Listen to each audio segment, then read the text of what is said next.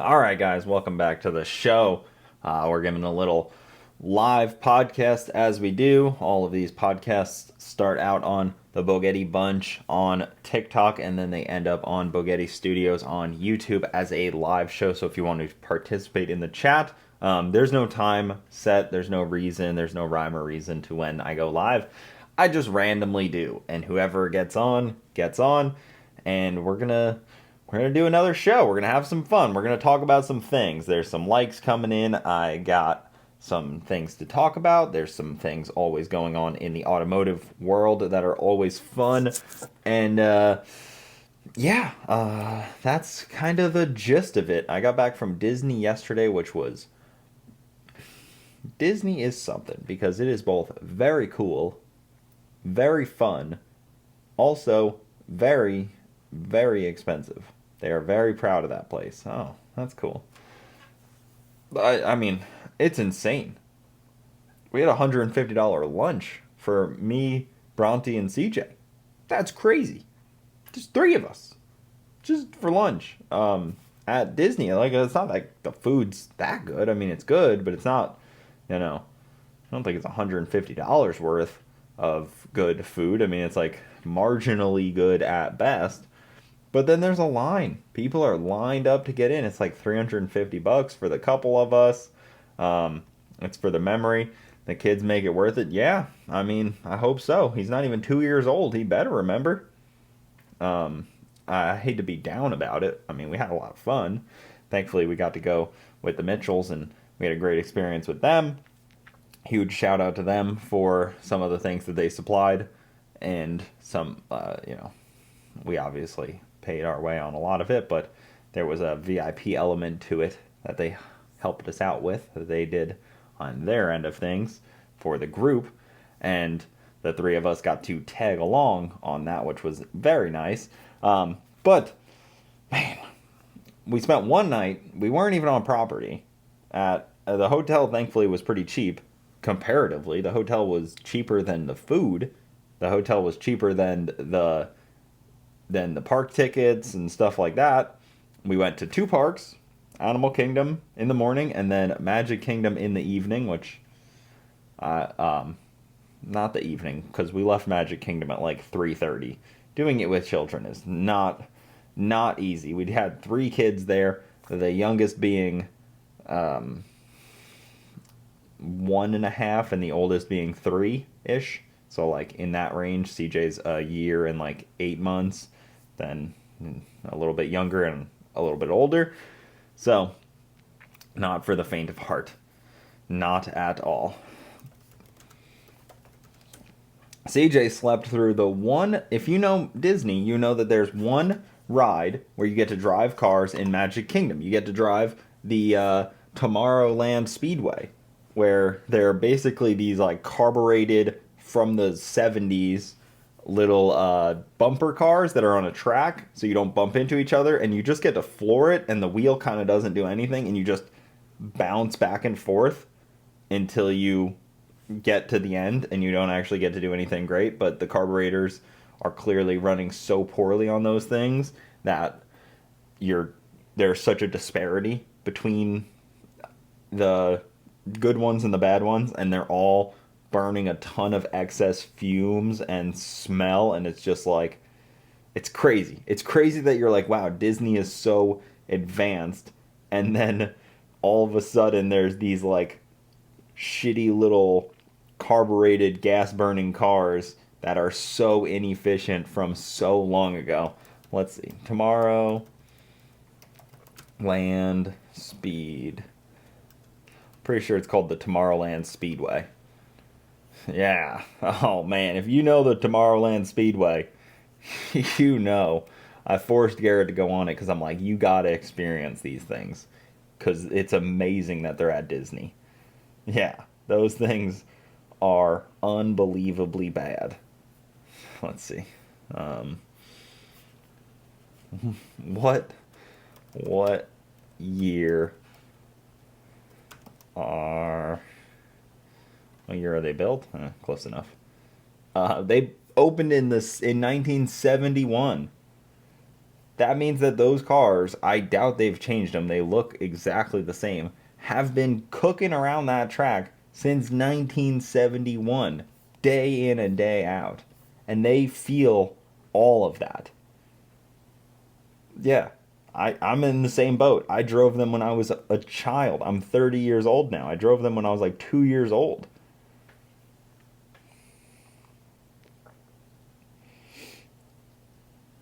Like, it's amazing that they haven't changed these things yet. And they're not fast. They're not like they're not quality.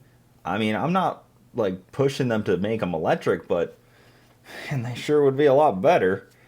But hey, it's the experience. The kids need a little bit of burnt fuel going into their face, a little bit of carbon monoxide getting into them.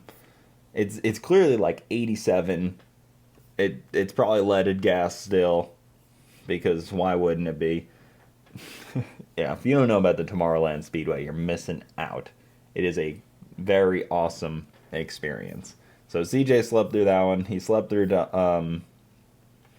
Winnie the Pooh, and then he got to go on Peter Pan. So he was living it. We did not get to experience the Tomorrowland Speedway, unfortunately. Next time. We'll have to go back. He did get to go meet Lightning McQueen at the Disney's Art of Animation Hotel. They have a whole Lightning McQueen setup. Kid was living. He is a big Lightning McQueen fan, and he has never seen the movie Cars. He just likes that there's a car with teeth and a smile and eyes, I think. He's watched some clips, but he's never actually watched the movie.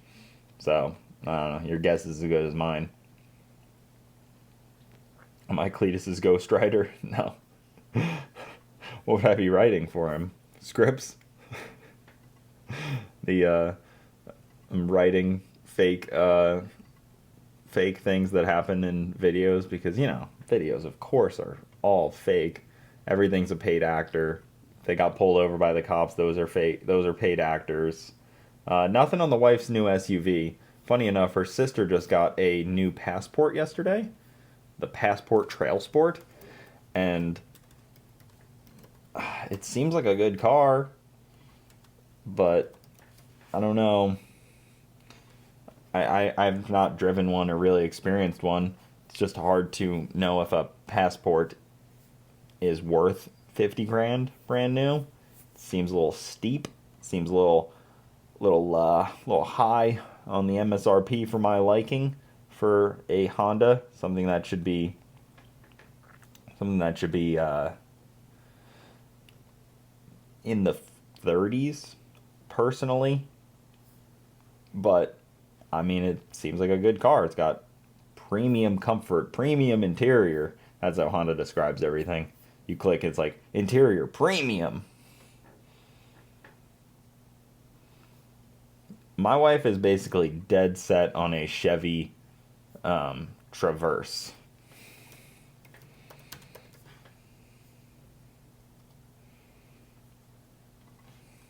Basically dead set on that. I feel like that's probably a good option. That's what she wants. It's impossible to change her mind. Hey, I appreciate you hitting the follow button. If you guys didn't know, all the live feeds go back up on to Bogetti Studios podcast channel so that people can listen back to them.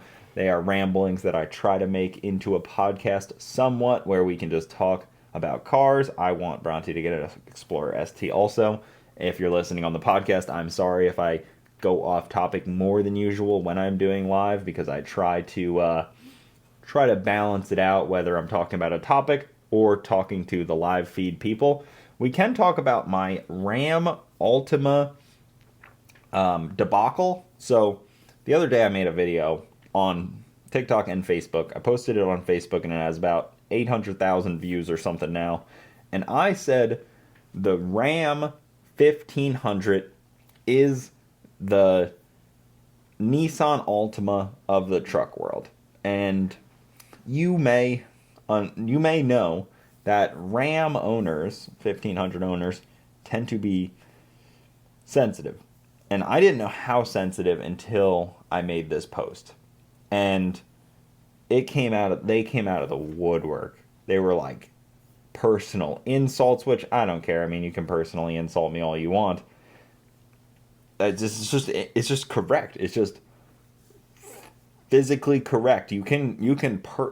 That's the proof, because they were able to physically attack me, but they were not able to disprove my theory, which shows that my theory was correct, because it's very easy to attack the person that says it versus actually attack it. And now, when I say that, I don't mean because, like, the car itself. I'm more talking the driving habits of the driver, how people treat them, and realistically, they are reliable enough where they aren't running great, but they're running. Like, they're literally running to the point where they are falling apart, dragging parts, ticking, making popping sounds, brakes are failing, but they are still running. And that is part of the Altima experience, is they are to a level where they are still getting down the road. And then the other part of it is, when you do the math, they are more likely to get into car accidents. They are more likely to, crash. They're more likely to do all of these things. Where did I have that? I had a whole... Yeah, so at fault accidents. They are...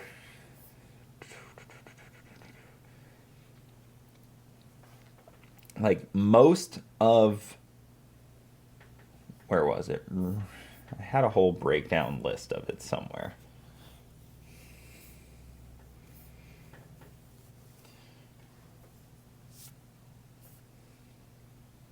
So they're higher than average for crashes. They're number 2 in DUIs. They are the highest in speeding tickets. They have a higher than average accident per 1,000 drivers. They are the 5th in all citations given, number 5 in all citations given. And Ram 3500 owners are the highest in at-fault fatal crashes. And some people are like, that's because of hot shotters. Maybe it is, but it's still a fact. You see a Ram 3500 on the road, that is the most likely vehicle to crash into you and kill you, just statistically speaking. I don't know what to tell you. Some people were mad at me about that. Those are just the stats. That is just the math. The math and statistics tend not to lie. Here, I have them all pulled up. Okay. They are at-fault accidents. They're higher than average. Ram 3500s are the worst truck on average. They're the second worst in all accidents. They are the worst in speeding tickets and the second worst in DUIs and the 5th worst in all citations given. Just most likely. And then I even asked ChatGPT to break down and explain what you think of all this data. And it said, Ram drivers don't just cause more. Ram drivers don't just crash more. They speed more, drink more, and rack up more tickets than almost anyone else. And when they're in a heavy-duty Ram 3500, crashes are more likely to be fatal for the other driver. Bottom line, Ram trucks attract America's most reckless drivers. Again, this is just ChatGPT giving... Yeah, this is just ChatGPT giving me this information. And it's actually made it even worse, I think, when they split Dodge from Ram, because it's even easier to get all this data, because it used to be kind of difficult because you would just look up Dodge and Dodge would have its own thing going on. But now you can separate Dodge and Ram, which made it kind of fun. So, again, not my fault that you guys have these statistics that follow you. It's the same with the Altima. It's not every Altima owner's fault, but on average, if you get cut off in traffic and you look, it's likely to be an Altima or a Dodge Ram. Sorry, a Ram. It's a Ram 1500. I always mix that up. It's the car maker is Ram, the model is Ram, and it's a 1500. So you have to say it's a Ram 1500 just to be fully correct. You know, you can't say it's just a Ram 1500 because that doesn't describe who the manufacturer is. But I got people very mad. They were calling me the Nissan Altima of the automotive YouTube space, which, whatever that means, I mean, sounds like that would be a great spot to be, honestly. Everybody knows about the Nissan Altima. Who doesn't enjoy a Nissan Altima? People make whole races about Nissan Altimas. There are millions of memes about Nissan Altimas, and Nissan has still yet to lean into it. I also think that both of them, Nissan Altimas and Rams, have done a very strong, like, ninja loan situation. No income, no job, and you can still get one. Is that also the case? Like a low credit score type of vehicle? I've never tried to buy one, but I imagine they wouldn't ask any questions, and they would just like, "You're good, dude. Go be a menace on the roads." Sorry, Ram owners. I don't mean to. It's not like a choice that I make, but I have such a strong bias against all Stellantis products, and probably because they've been such a hot potato in the automotive world. It was like, you were FCA, you were Daimler, you were Stellantis, you were Chrysler. Like, it's like nobody wants them, but yet they expect the consumers to want them. Does that make sense? Like, if no billion-dollar brand wanted them, why would you expect me as a consumer to want one? If you guys genuinely didn't want it or couldn't make it work, that's crazy. I mean, even Lee Iacocca had a great quote about buying one.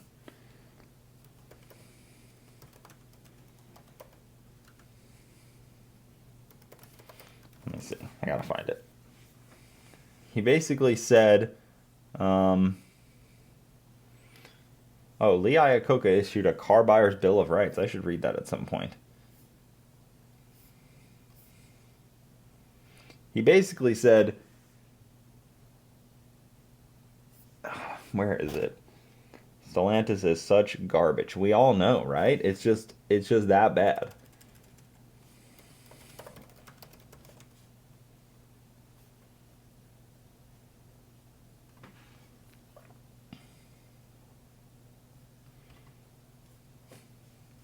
Doesn't have enough confidence in the quality of what he makes. There it is. If a manufacturer doesn't have enough confidence in the quality of what he makes, he doesn't have the right to ask you to buy it. And it doesn't make any difference what he makes. Washing machines, toasters, or roller skates. Me, I'm in the car business. And I've been saying for a long time that Chrysler makes cars that are as good, if not better, than anything coming out of America, Europe, or Japan. Now, to show you the kind of confidence we have in the quality of our products, right now, when you buy any new Chrysler, Plymouth, or Dodge American-built passenger car, Chrysler will protect your investment 3 ways. 1, a 5-year or 50... Yeah, so basically he said about, confidence in the person buying the car. Confidence in the car buying experience is the gist of it, which I have a lot of respect for what Lee Iacocca did for the Chrysler brand at the time. Even the Chrysler building in Dearborn, Michigan, I believe, they said it was built because of him and his minivan, because the minivan saved them. What was his famous quote? He had another one. If you can find a better car, buy it. There's no shot Lee Iacocca would show up to a Chrysler dealership and buy anything they got on the lot. I mean, first off, the only thing Chrysler has on a lot right now is a Chrysler Pacifica, so it's not exactly the hot commodity of the 2025s, It's not the car of the year or anything. It's been around for since ever. I think it's up there with like the GTR of just like retire it already. Let's see. I was actually thinking that yesterday when I saw a Dodge Grand Caravan, and I was like, oh yeah, Dodge used to make a minivan too. Like, that's crazy. So, okay, so they've made the Pacifica since 2017, 9 years now. But I saw this Dodge Grand Caravan, and it just reminded me that Dodge used to make a minivan. Chevy used to make a minivan. Ford used to make a minivan, right? Ford had minivans. But none of them do anymore. They've completely given that market up to, yeah, Ford had the Aerostar, the Astrovans and stuff, but that was like a far stretch from like current day minivans. I used to drive a Astrovan all the time for work, and that thing was a bad unit, honestly. But they've completely given that market up to Honda and, I mean, the Chrysler, I guess, is the big one, and Toyota. Toyota's got the badass minivan.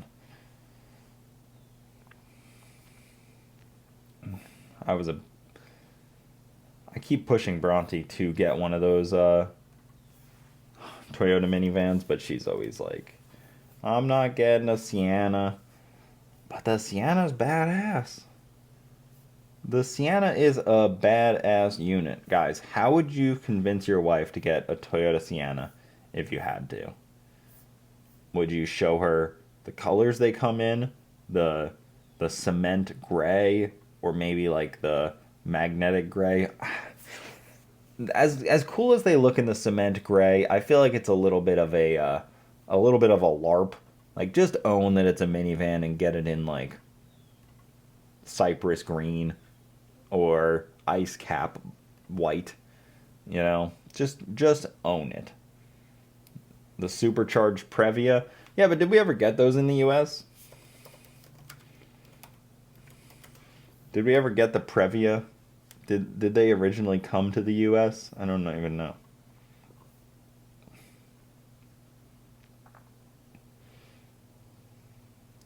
They are cool. Yeah, I don't know if the Previa let her buckle the kids in a couple times. Yeah, I feel like we need to go look at one. I'm sure the green is nice. Toyota's pretty good about selecting colors for cars. Like, they pick the right color. But the cement gray just feels like they're trying to make it something it's not. You know? Like, it's almost like too sporty of a color. It's like, okay, this is not an RS7. Like, let's be real here.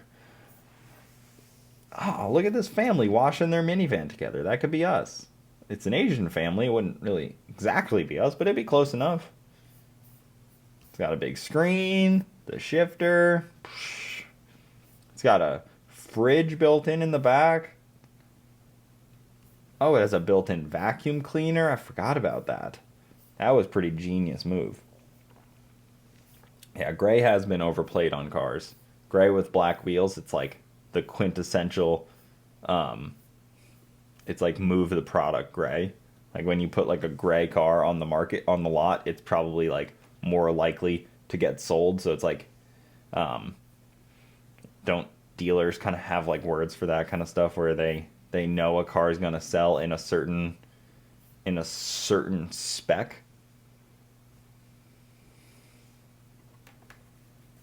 3,500-pound towing capacity. I've never seen anybody tow with a Sienna, but I do feel that would be kind of fun. Hybrid 2.5 liter 4-cylinder eCVT. Wow. It's not a CVT, it's an eCVT. I do still have the CTSV wagon. It's sitting in the garage. 245 net combined horsepower. That is a weird way to tell me it has 245 horsepower. Name a car for an edit. Hit me with a CTSV wagon. The best wagon of all time. You know, I saw a base model CTS wagon because they made like actual wagons that were V, and then they made base model wagons. And I started to wonder. I was like, is that really that rare? And I would say honestly, it is extremely rare. So if you didn't know, the CTS wagons, they only made 10,000 of them, and they only made 1,500 V wagons. So yes, super rare. But even just a base model CTS wagon is extremely rare, which I find kind of awesome.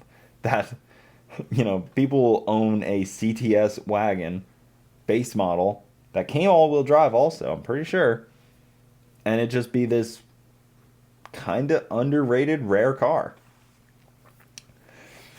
The other question, though, okay, let's talk about mom cars again. Do we need more wagons in 2026? Okay. This is a big topic of mine lately that I've been thinking a lot about. Now, car guys love wagons. Car guys in the big 2025 are not big new car buyers in 2026. They are buying older vehicles. Wagons will not sell well on the new car market, in my opinion. They just won't. They will sell great on the used car market if somehow car manufacturers could skip the new car market and go right to used. But like a lot of things, the new car market is not going to buy them. I was talking about like the Hummer EV would be great if it had an L5P Duramax in it. But at the price and, who's buying the Hummer probably wouldn't care about the diesel version. Again, not a big market for that. Likely. I'm just guessing, of course. There's no way to really know if there's a market or not. Same with the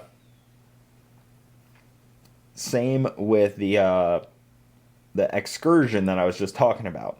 How cool would it be with a 7.3 Godzilla? Awesome for car guys. But for the general public, they would not care, because you could get a really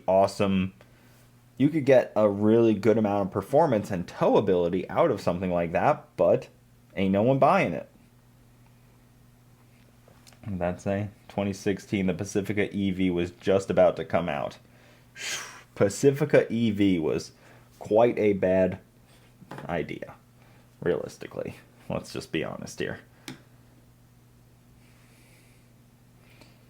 What company is going to be the next SUV king? What do you mean by SUV king, though? So, I guess to follow that up,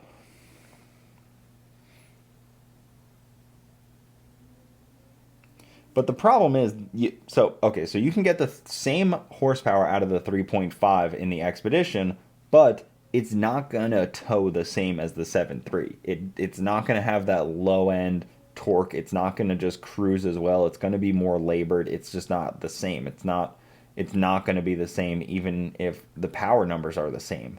Like a gas engine that makes the same horsepower as my diesel, and obviously my diesel is going to make more torque at a lower RPM, it's just not going to cruise the same. It's not just going to hold that RPM as effortlessly.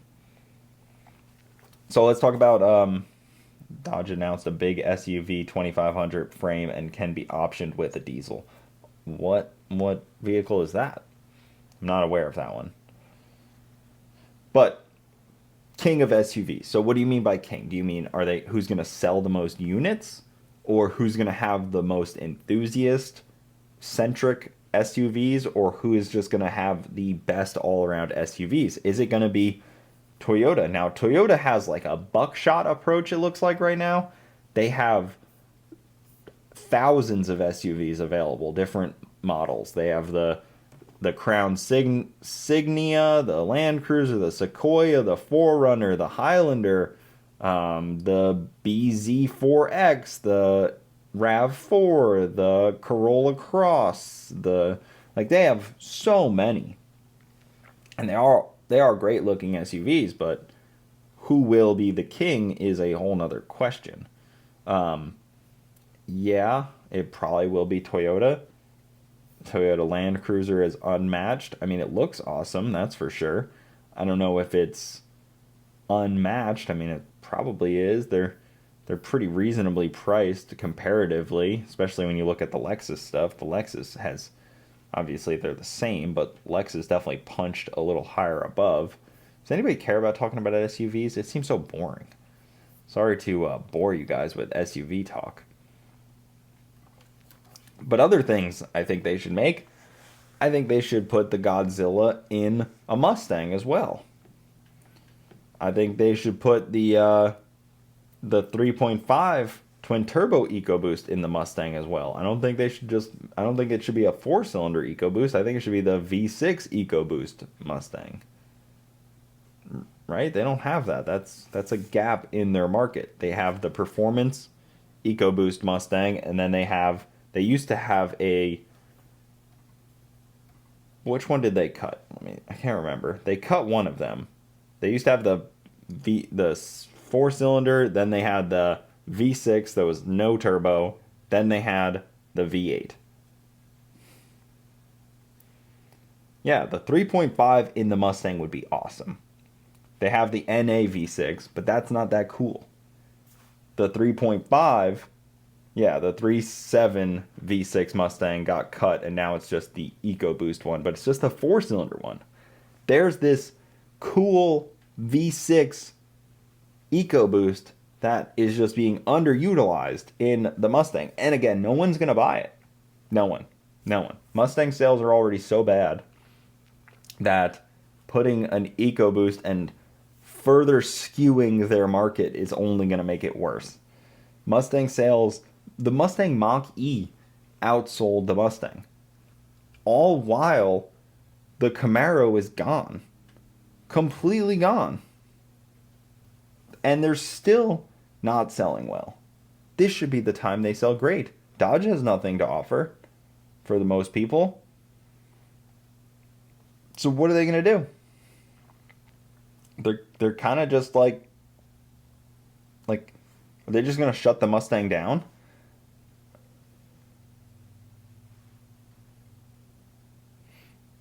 Why would I not go by what? Why do you go by Bogetti and not Mitchell? Is my last name. That is my last name right there. Yeah, but is the Genesis selling well? I mean, I don't think Mustang is trying to compete with the Genesis. If anything, I think that whole segment's completely done and washed.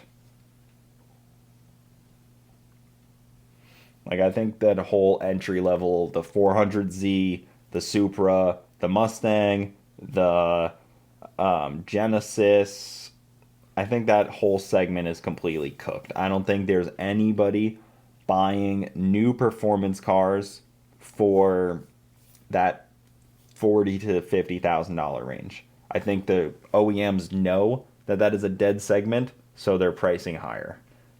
I think you'll see Toyota's new rendition of the Supra is going to be priced higher. You'll see it the same way in everything else.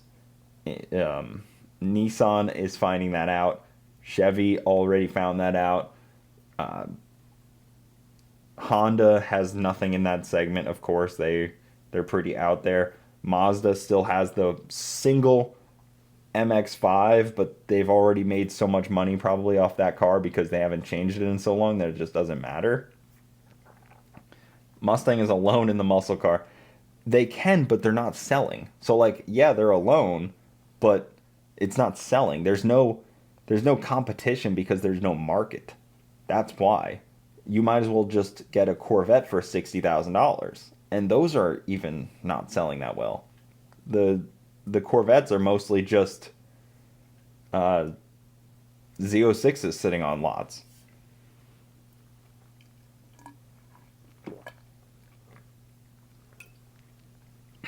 And I think a lot of it is probably the plateau.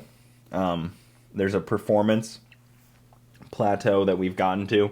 So if you look from say the 80s to 2008, there was a huge boom in cars' performance. But then from like 2012 to 15-ish, it just kind of plateaued. And then that's where we're at now. So like a car from 2012, 13-ish is not all that much worse performance-wise than a modern car. Yeah, but you're talking rare $200,000 market. We're talking entry level. Like that market hasn't changed that much. What was a 2012 Nissan? Like, what was it, a 370Z? Does the new Z really outperform a 370Z all that much? Does it do all that much more?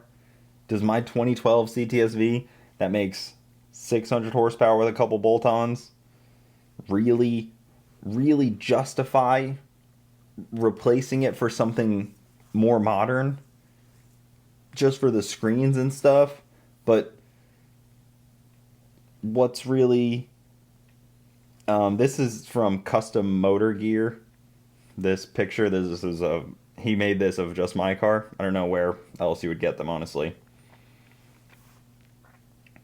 Nissan forgot the 370Z. I mean, the GTR was a great example. So they made the GTR in 2007 and didn't have to replace it because there wasn't competition there to justify replacing it. They didn't have to implement a new GTR because the one that they designed in 2007 was still relevant in all the conversations because of a plateau. Because we just hit like a what really is there left. Yeah, the 400Z. I mean, Nissan's a bad example because they're so bad. Just all of Nissan is so bad. My car does not have factory launch control. I think they put that in 2016 in cars. 2016 CT5V Blackwing launch control. Do any Cadillacs have that? I don't even know.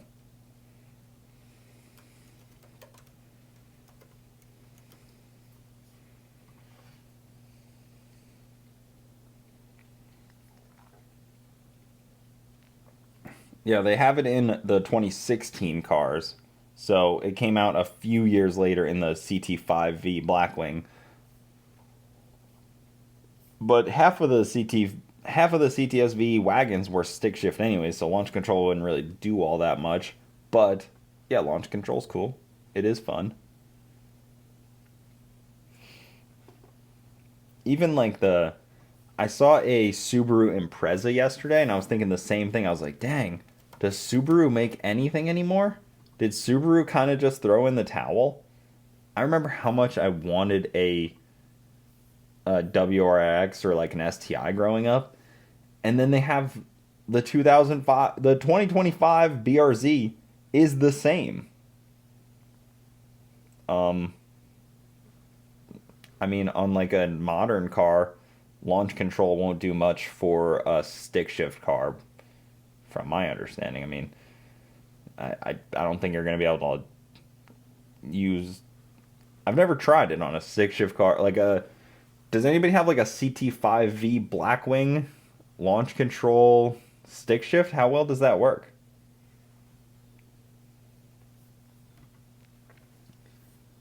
Like the WRX, is that all they got? Do they even have a STI version of it? They don't. Is that like a new thing? How come no one told me that?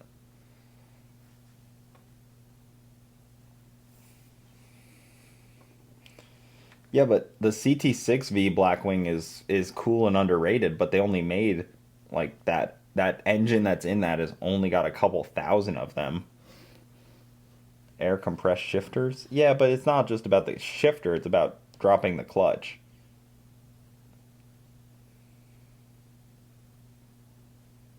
Helps it not to bog down. Interesting. Manual launch control is just RPM holding the brake. holding and brake application. Yeah, but you got to remember you're slipping the clutch a little bit differently. So yeah, it can hold the RPM, but you still have to slip the clutch. I've never used a modern launch control in a stick shift car. Yeah, but then you're going to be at like 8,000 RPM. So I see how it can make sense, but it also does seem. No, you don't want to just drop the clutch. That won't work. That's just going to spin the tires on like a street tire. I mean, if you have like a. I don't know. Somebody'd have to say. Yeah, I've had two-step on stick shift cars, and I get that, but that's like a aftermarket two-step. It's not like a modern. It's not like a modern launch control. I don't know. I can't really speak on that much. Maybe somebody with like a new GR Supra stick shift has it. There's only so many cars, like so many model cars that have both the both launch control and stick shift option, like current ones.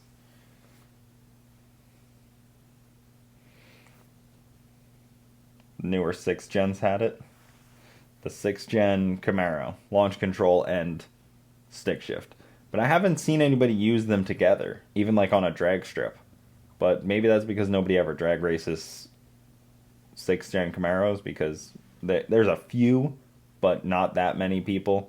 I work with CT5 Black Wings daily. What do you do with them daily? They are cool. I think they're a little boring looking, but they are cool. Yeah, it sounds cool.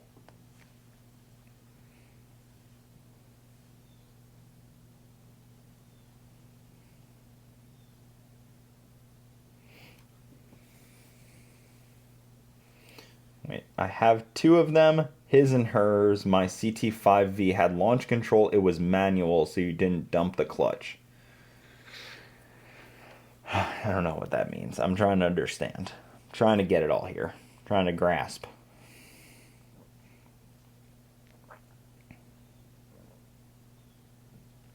The F-150s did not come stick shift. I don't know if there is any stick shift ones, but they didn't come with it. The sad part about the new Subaru WRX too is that it is a CVT, which I've heard isn't such a deal breaker, but it's kind of a deal breaker, right?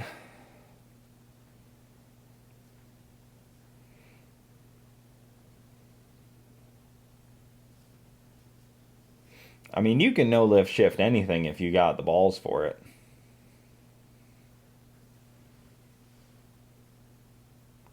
I don't know if the Supra will get a V8.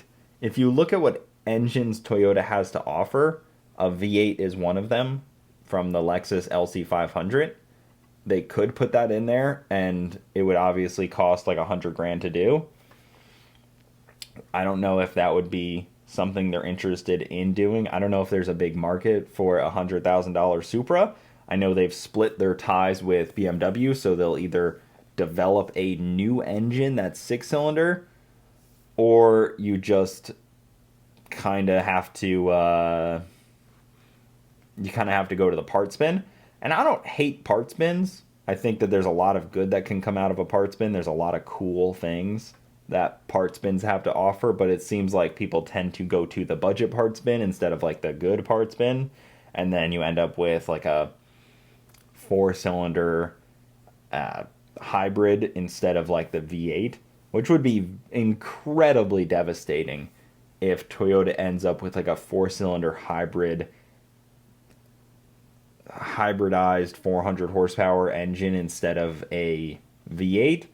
But that is kind of what the automakers do, you know. They're trying to make this thing affordable.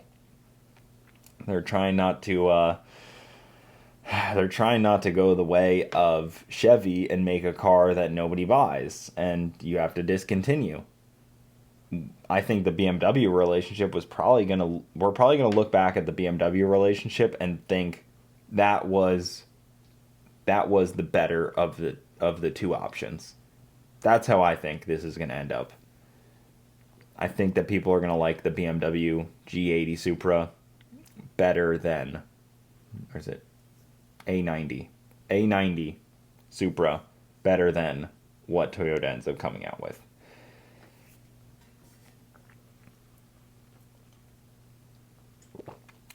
Yeah, but Kia has cheap stuff, but it's not like that good of performance. Like the Kia Stinger is not super cheap bang for your buck, right?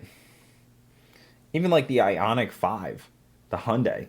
I couldn't believe how that is that should be damn near illegal to do that, honestly. They're selling that Ioniq 5 for $70,000. 70? Am I just that poor that I can't imagine spending 70 grand on a Hyundai EV? Like, what are we talking about here? Does Kia not have a performance section? Lame. You know when you go to like a car brand, you want to see like the performance stuff just like right away. Do they even have the Stinger anymore? They have the K4 turbocharged 190 horsepower. Whoo! 190 horsepower, you say there, Kia.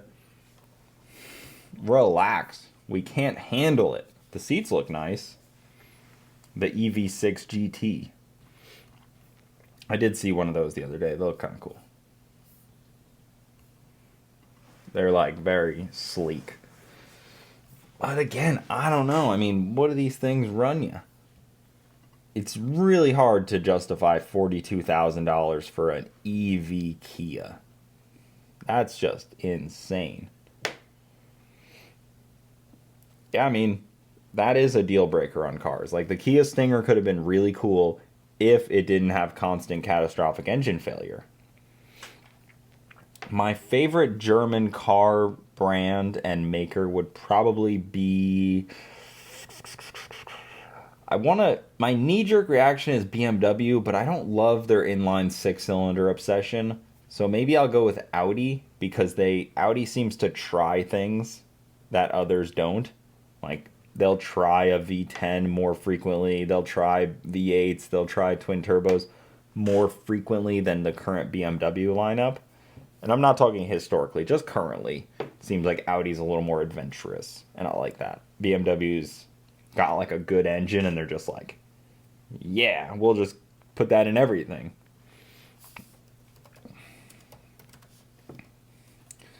Hyundai Ioniq 5N MSRP $67,000 for a Hyundai Ioniq 5. Does that not sound crazy? Like, you see these prices, and my first knee-jerk reaction is like, guys, don't buy these things, and they'll have to make them cheaper.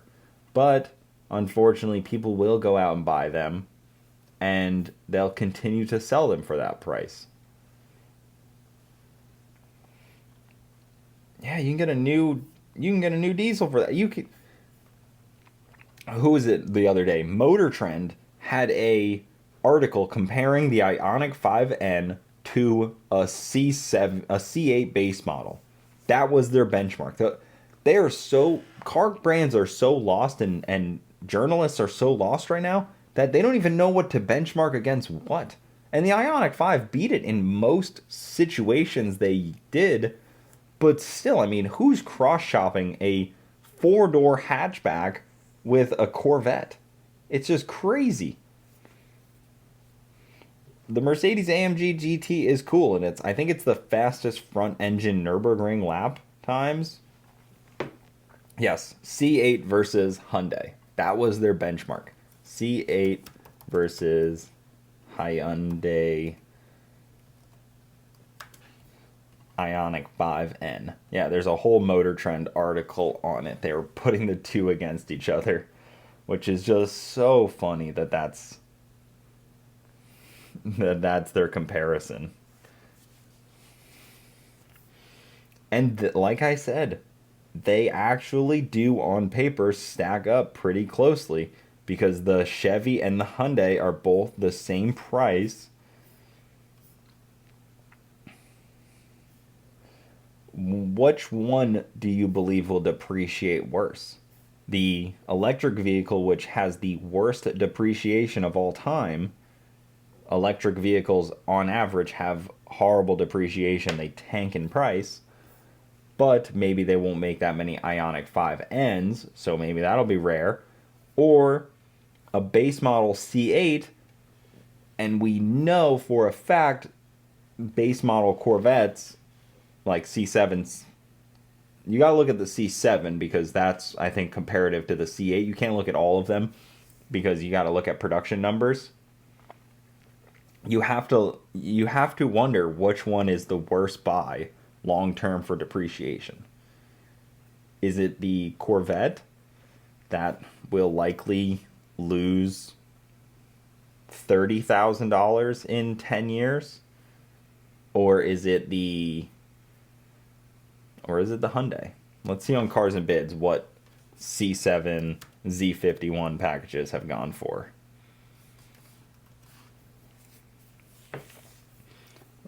So you can get a 2014 Stingray for $35,000. White, black wheels, 31,000 miles, $35,000. And I think that was a here's $27,000 for, I'm looking at Z51 specifically. 32,000, 37,000. The Hyundai batteries won't hold a charge anymore after 7 years. That's a real potential that we might see, is the lack of the EV batteries working after quite a few years.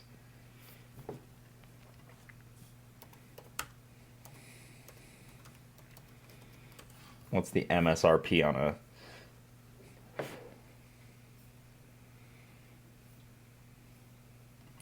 So the C7 MSRP was what, 60?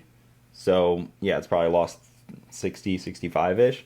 It's probably lost $30,000 over time for a low mileage one. So what will the Ioniq do? What will the C8 do? Probably about the same, if not more.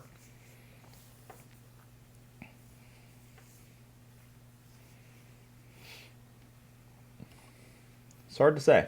But, I mean, if you're just buying them worried about how much they'll lose in value, you're buying them for the wrong reason. But I think it's important to look at cars and think about how much you're going to lose on it, because if you do plan to sell it at some point, it's nice to not buy something that depreciates really crazy. It's nice to buy something that only depreciates like a little bit or like less, you know? Like this car, I don't think depreciated like crazy. It's just a little less. I like it, I enjoy it, I drive it, but it hasn't tanked on me.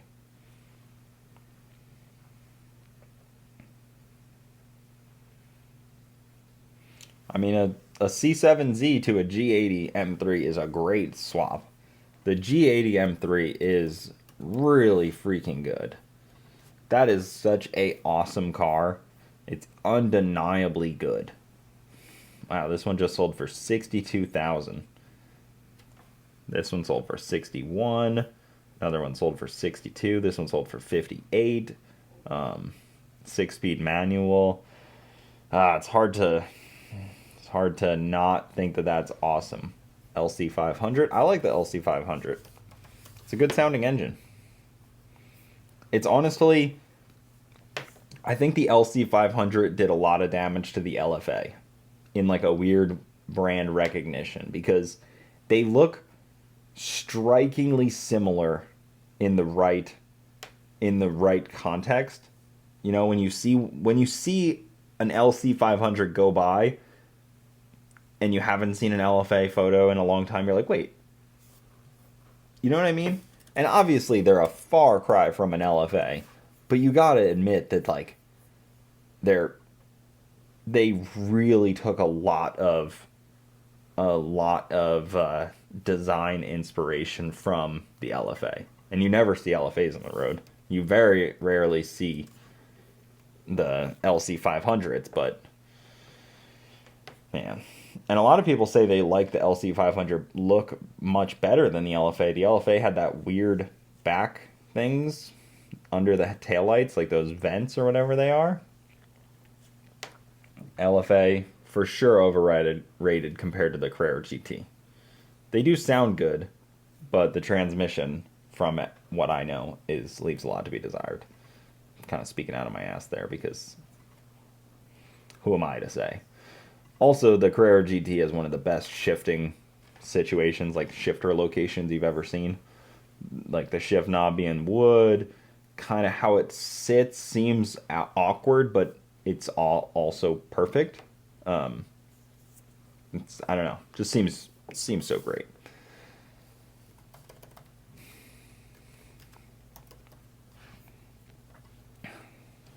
How do you not love the Carrera GT shifter? Just seeing that it just makes you smile, you know? Like that car's existence just makes you smile. I always love when Salamandrin painted that pink color because it looked so good. The MC20 is very cool, honestly. I will say it. I saw one a couple weeks ago go by me, and I was like in awe. I thought it was such a good looking car. I thought it was such a good looking car when it went by, and it sounded so good. But yeah, depreciation on all those new cars have been pretty bad. Like all like the new Ferraris and stuff have been pretty bad.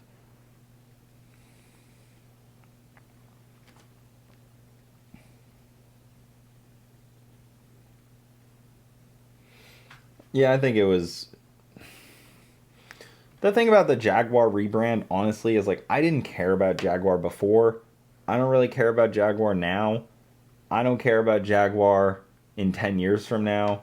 They don't do anything for me that I should be interested in. They are owned by Tata Motors in India. Like who cares? Let them fail. Like Tata Motors sounds like a joke. Sounds made up. Everything about Tata Motors sounds fake. From the city it's in, from the cars it makes, from the CEO's name. I'm pretty sure it's all made up. Tata Motors, they started as a locomotive company. The CEO is Natarajan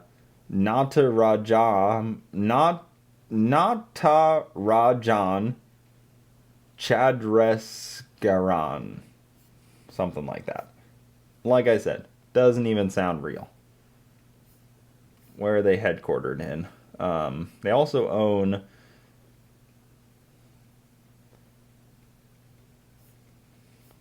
even where they're headquartered in Maharashtra, India. Mumbai, Maharashtra. Yeah. See? Again. Yeah, they also own Land Rover. But it's like so irrelevant to any conversation. They were already selling like none of them.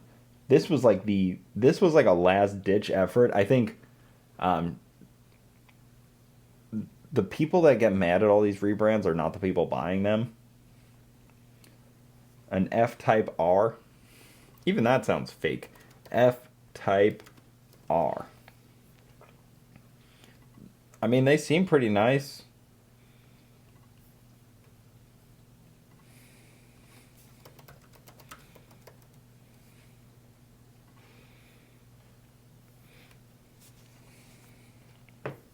I'm sure they're decent cars. What do they go for? F-Type.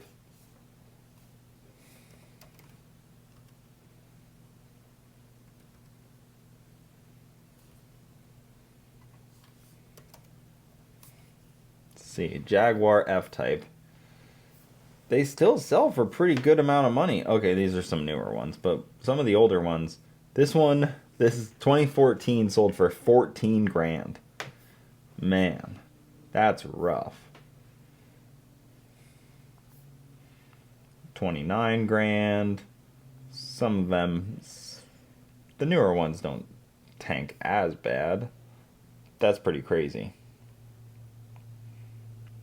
I mean, a new one, like a 2020 selling for 71K, that'd be really hard to, if you had 71K in your hand and you're like shopping around for cars, that's really hard to convince me that the Jaguar F-Type SVR is the good bang for your buck.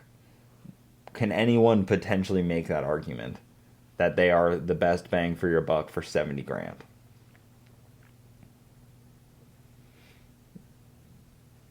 That would be a really difficult claim to make. Because you can get a G80 M3 for that price.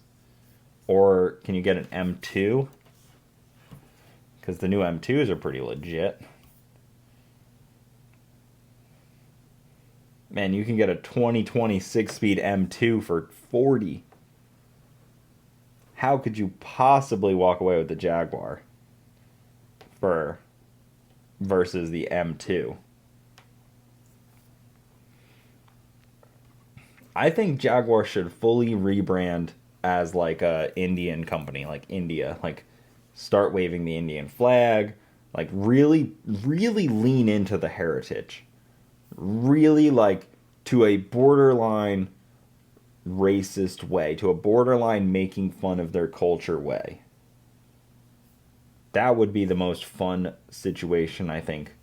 Most entertaining as a casual consumer would be the most entertaining.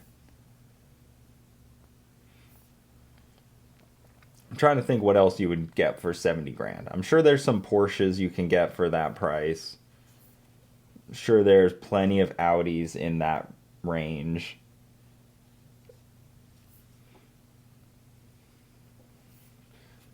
Because Jaguar is doing the same thing that like Lotus does, where, and even like Land Rover does this too, where they're trying to make you think that they're still like this English company, like, oh, it's still like British, it's still like an English kind of company, they're still run by the English, but it's like it's not. It's just not. It's the same as like Lamborghini's not some Italian car maker. It's like a facade. It's Fugazi. They're not. They are fully foreign. I mean, Lotus, it's like Volvo. Yeah, Volvo, guess what? It's not some Swedish engineered vehicle anymore. It's China. And that's happening a lot. Even like Mini Cooper. Isn't that all BMW engineered at this point? That they try to be like, oh, you know, we wave the Union Jack. Look at us. We are doing so good. Yeah, a Whipple yeah, a Whipple Dark Horse for 70K. China. Yeah, you go get your Volvo, that you got your Swedish engineered Volvo, but oh no, it's China. Even like your Alpha, it's like, oh no, it's Stellantis, which is like Netherlands. Just like, I mean, it's good that they're not Italian made. Italians make horrible vehicles, and I have Italian heritage, but I don't trust an Italian car. Look at all the Lamborghinis that were Italian until they became German. They were really not that good, but they had a lot of character and soul to them. But then as they became German, they became good with like no soul anymore, which cars don't really have like a soul. It's more of like quirks that make you think that they're human because they have faults and failures. People misunderstand cars being not perfect, and then they anthropomorphize them to be human just because they're not perfect. That's kind of the common misconception. Is you can't give a car human qualities. You're only realizing that it's just not perfect, which is fine. Oh man, you can get a C. How about that versus a Jaguar F-Type, a C7 Z06 5,800 miles on it. What does C706s go for? That's where it just will not make sense. Right here.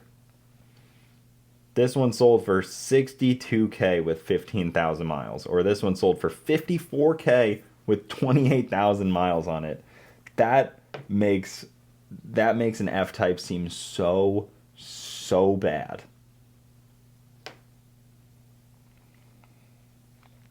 Like C7 Z06 is very, very peak.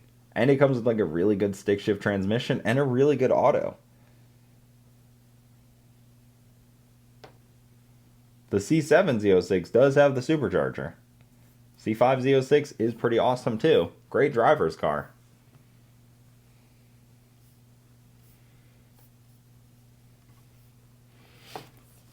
I mean, what do the early GT500s go for? I don't really like those, but they are pretty cheap. I've never really been like big on that deal.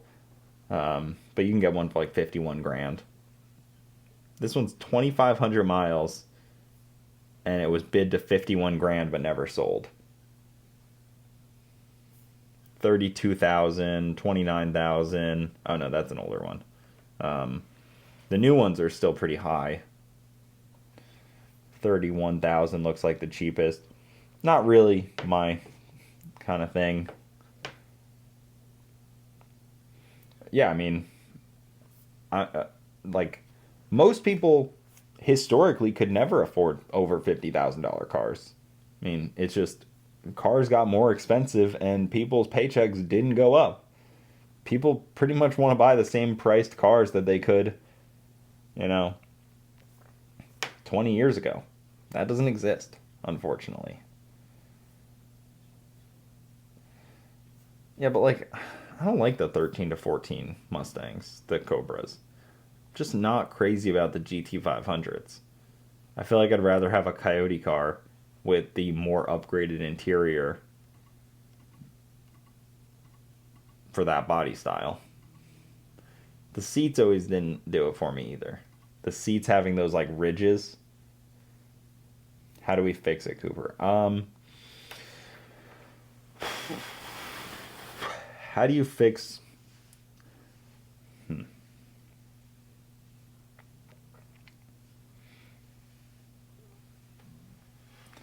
I believe you can fix the entire auto industry pricing by going back to the gold standard. I know that sounds like a big step, but I think that's the only way to save it. You have to fix the whole money supply. It's my more conspiratorial cap. You have to end private banking. Well, not end private banking, but you have to end the Federal Reserve and the ability to print money and force everybody back onto a gold standard or like a Bitcoin standard. That would be the only other potential, but I think the Bitcoin standard would be a little bit sketchier because I think the CIA owns most of the Bitcoin. Yeah, Starbucks is likely a bank as well because they hold a lot of money in just like my wife's account alone. It's always weird. My wife has to buy Starbucks by putting money onto her account and then spending it. There's like a middleman transaction. Very odd.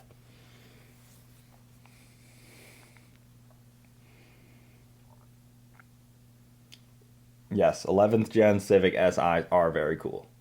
They always will be. Because reasonable cars are cool. It's great. It's great to have a reasonable car. The Civic Si hatchback is pretty legit though. The problem is, whoa, we got a Galaxy. Appreciate you guys.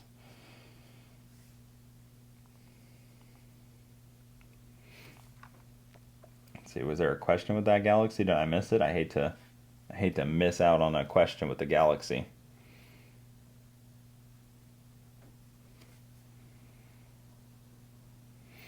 You can't buy things with cash anymore because that would require you to carry around cash. And most places in the United States, they will mug you and steal your cash, because they don't believe that you deserve to have your cash. Does that make sense? I was actually watching it right here when Brett won LDR, so that was pretty sick. That car with a stock block twin turbo street car Coyote won LDR against some really heavy hitters.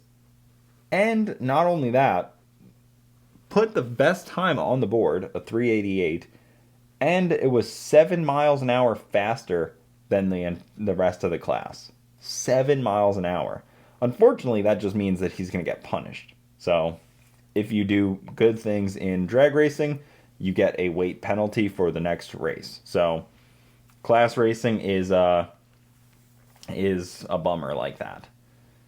How good you are only reflects negatively on your next performance, because now he maybe gets 50 pounds added onto it, or they try to take away like lockup converter. I don't know, something. They'll do something to him.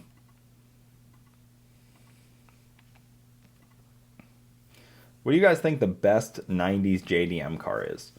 I'm looking at an NSX right here, but I've never thought that it was the NSX. It always felt so underpowered to me, and not just underpowered, but like potential being low.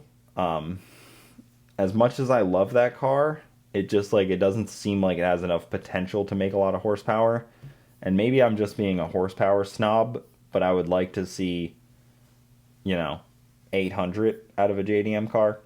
Like 800 is like a base, like fun street car.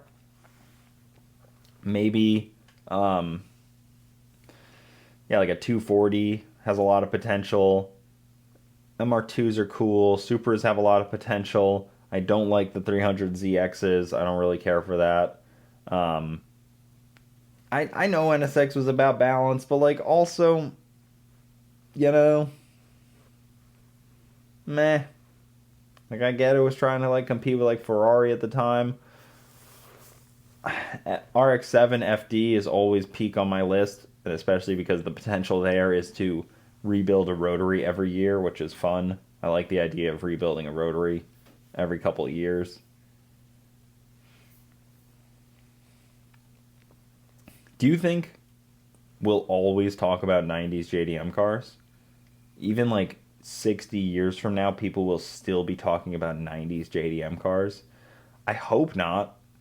Like, I hope not, because I hope that better things come out. And if we constantly are looking at the past, that means that we kind of have failed the future.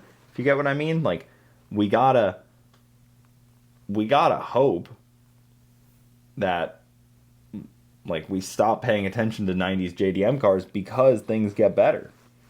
But it's not going that way. And that's the sad part. I want it to get better.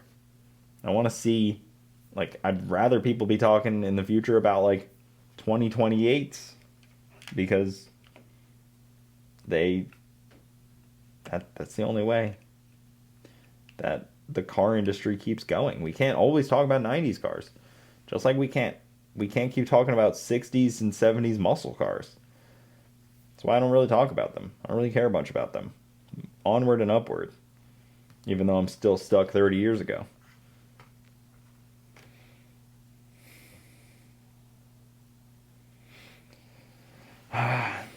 I do like, so I like that the hypercar guys have noticed this, because I think it might trickle down. You've heard people like Christian Koenigsegg talk about this, and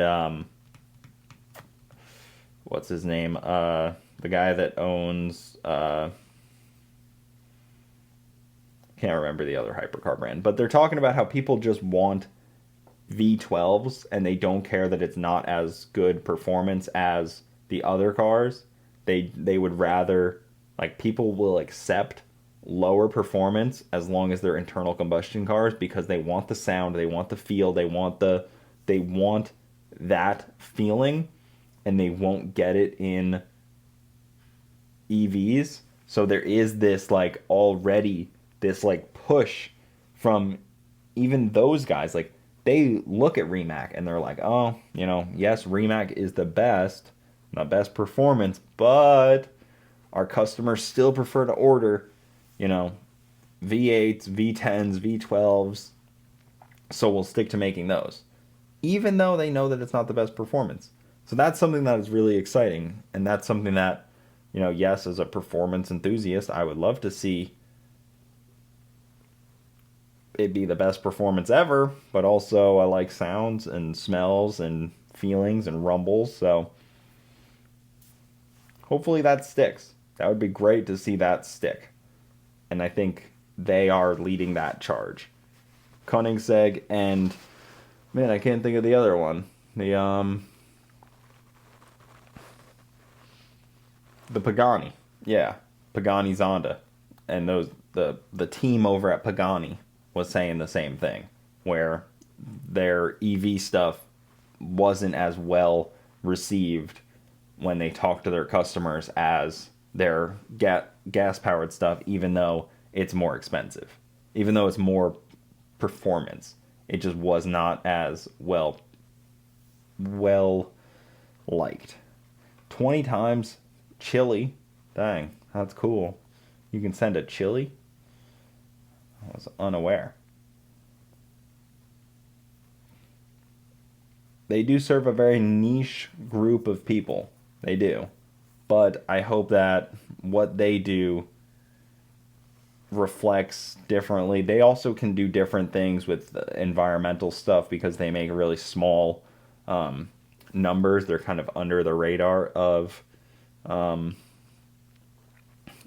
of the car manufacturers. I mean, not car manufacturers, but like the government regulations and stuff. So it's a little different. Let's change topics quick here. Have any of you guys... I used to watch a lot of VinWiki. Have you guys seen Casey the car guy? Have you guys seen what he's been up to? You guys listen to his videos? Guy is like... I don't want to say he's lost it, because he says a lot of things that are actually pretty interesting. But, and there's a lot of things that I've agreed with that he says. But, he's lost it in a way where he's having these long videos, like 40 minutes, that are getting a lot of views. Casey the car guy on YouTube. Recommend you check it out because it's fairly interesting. Very different level of talking. The Edison Motor stuff is pretty cool. I think that guy's got a lot of things going on that go in the right way. He's clearly very passionate about it. I think for his niche of logging, it makes a lot of sense. But I think it makes a lot of sense in general because it's the same way that locomotives work, and locomotives are pretty great. So there's no reason why it wouldn't work in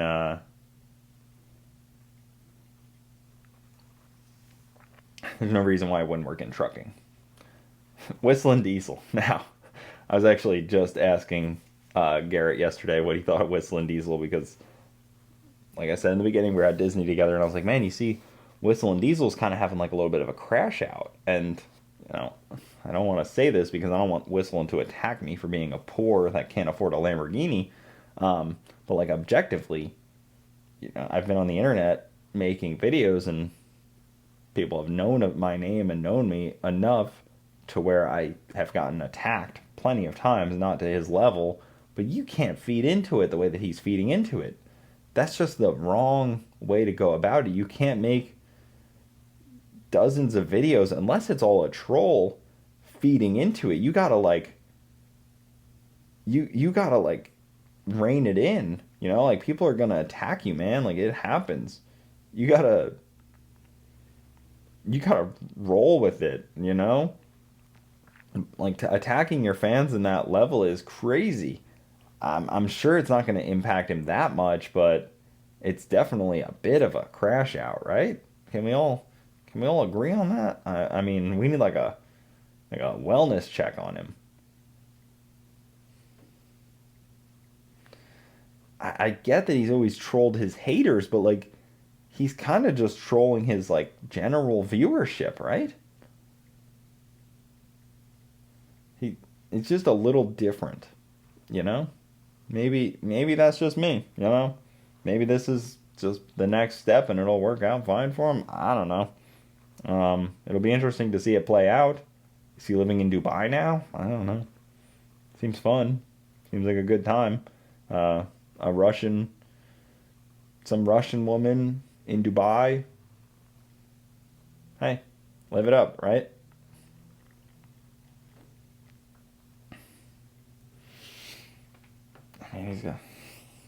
I don't know. We'll end it off there. Hopefully he doesn't attack me. Thank you guys so much for tuning in. We'll do this again sometime, but I will see you next time. Check out the podcast. Check out the full episode on Bogetti Studios podcast, but I will see you next time.